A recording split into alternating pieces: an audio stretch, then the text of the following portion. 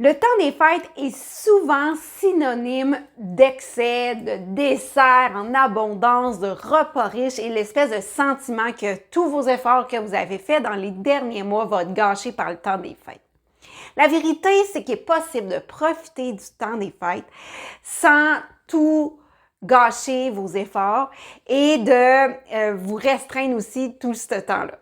Dans cette vidéo, justement, je vous partage des stratégies pour vous aider à passer le temps des fêtes avec douceur, simplicité et à rester aligné avec vos objectifs santé et de profiter de chaque moment avec les gens que vous aimez.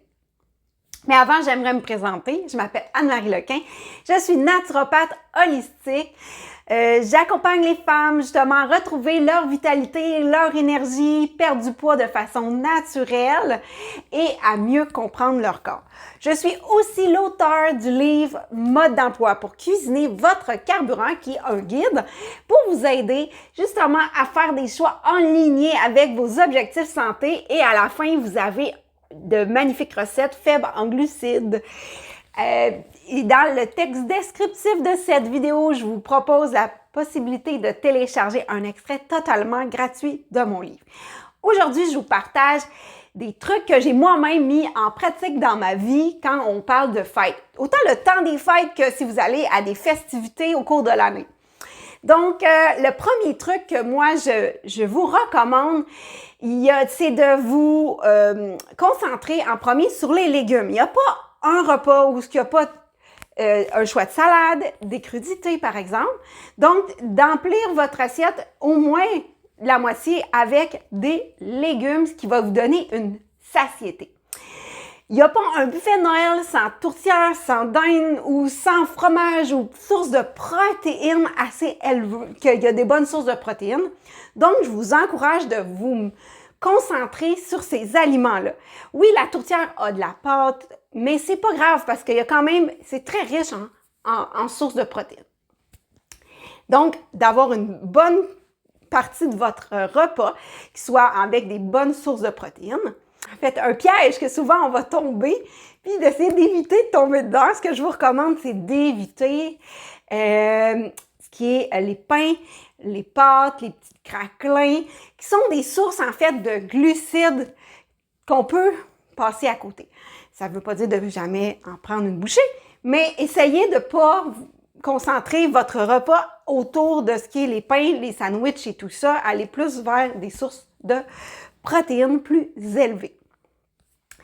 Là, on arrive au dessert, au gâteau, à toute l'abondance de sucreries du temps des fêtes ou même des festivités. Ce que je vous recommande à ce moment, c'est de prendre une petite assiette et de prendre des petites portions. Parce que c'est toujours intéressant de fêter avec les autres puis de faire partie de cette fête et de pas être privé. Donc, l'état d'esprit que je vous encourage d'avoir à ce moment-là, c'est d'être dans un état d'esprit de goûter à tout, mais en petite quantité. Puis c'est pas parce que vous mangez un repas ou deux dans le temps des fêtes avec un peu de dessert que vous allez tout gâcher vos efforts que vous avez fait dans les derniers mois. L'autre point, si vous mangez bien vos légumes, vos protéines, le sucre que vous allez consommer à ce repas-là va être quand même mieux géré, étant donné que vous avez de bonnes sources de protéines qui vont tamponner ce sucre.